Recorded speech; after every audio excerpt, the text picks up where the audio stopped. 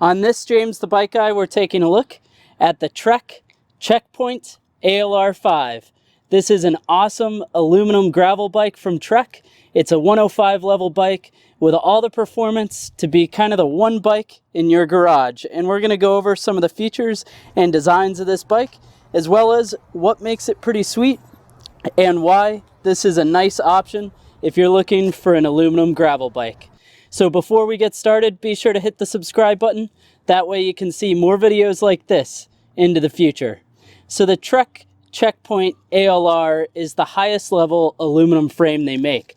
So the AL comes below this. You've got the ALR 5 that we have here, and then they have an SL level carbon. Now this ALR version of the bike is really quite nice. So this actually uses what they call their 300 series alpha aluminum, which is a lightweight, fully manipulated tubing frame set. And it's going to run a couple really nice features. The first major one is going to be this tapered head tube.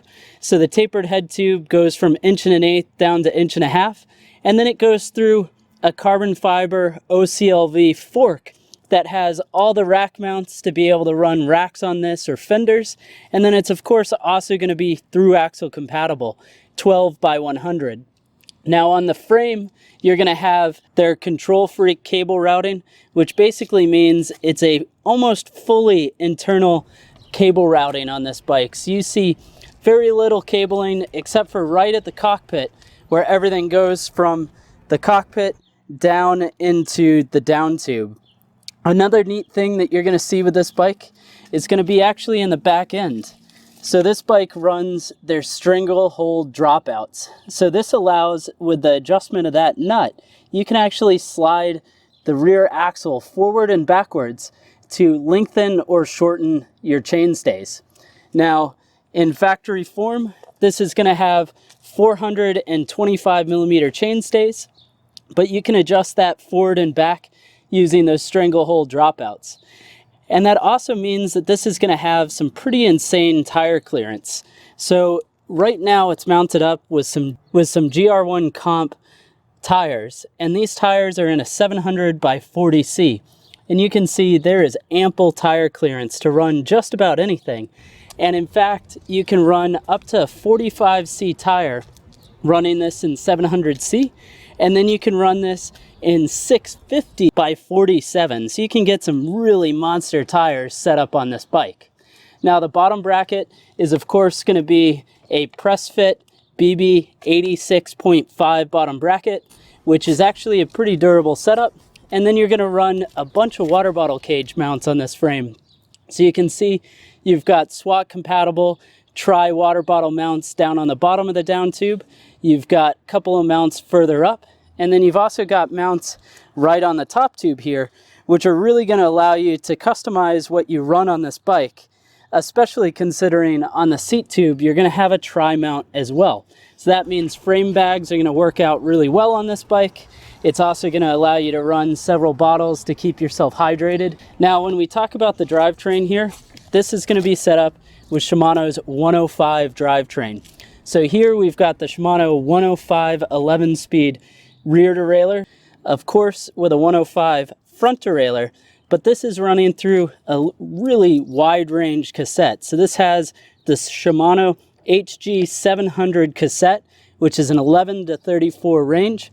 It runs through their HG 600 11-speed chain up to a 105 crankset that's set up in a compact 50-34 chainring setup.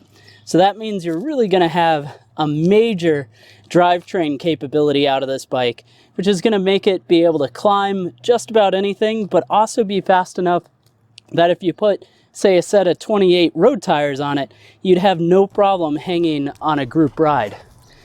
For the cockpit, you're going to shift that 105 drivetrain with 105 levers. So these are hydraulic disc brakes. It's attached up on a Bontrager Elite ISO zone handlebar, which is going to help balance out some vibrations. And then the cockpit is attached using this Bontrager Elite 31.8 blender stems. This is a 7-degree rise, and blender allows you to run this computer mount that's mounted on here. You can run light mounts whole bunch of different attachments that actually run through this mounting system. For brakes, the bike is being slowed down using 160mm rotors on center lock hubs, and the calipers are the BR R7070 hydraulic brake calipers. So these use flat mount braking connection to the frame and the fork, and the other neat thing with them is they actually use Ice Tech pads, so you're going to get some really great cooling.